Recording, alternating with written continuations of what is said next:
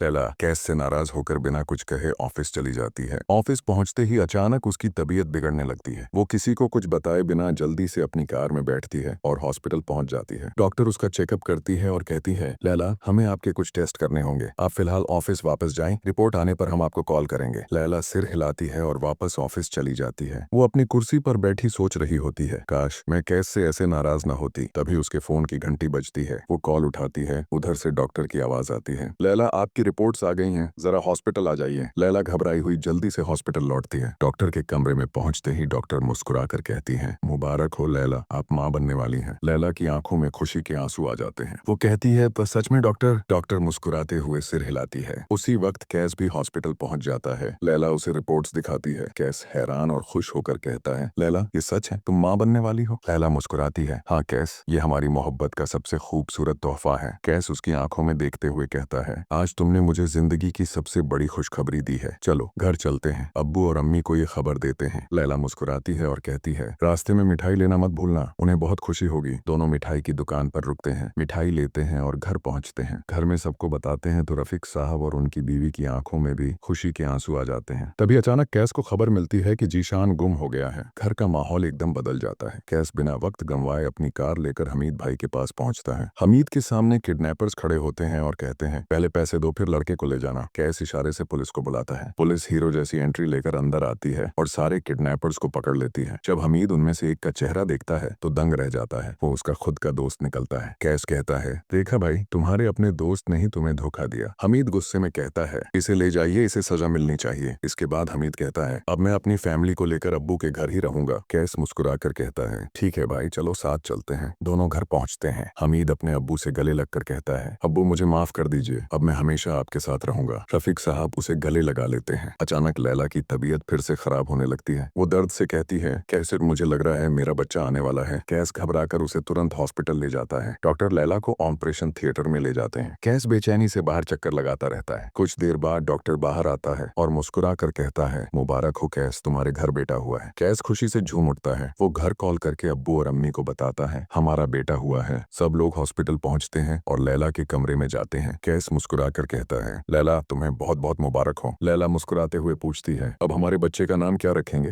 रफीका साहब प्यार से कहते हैं, कैस तुम्हारे बेटे का नाम सुल्तान होगा। लैला कहती है, ठीक है अब्बू, जैसा आप कहें। कमरे में सबकी आंखों में खुशी और सुकून होता है। लैला, कैस और पूरा परिवार एक नई शुरुआत के साथ अपनी जिंदगी का सबसे खूबसूरत पल जी रहा होता है।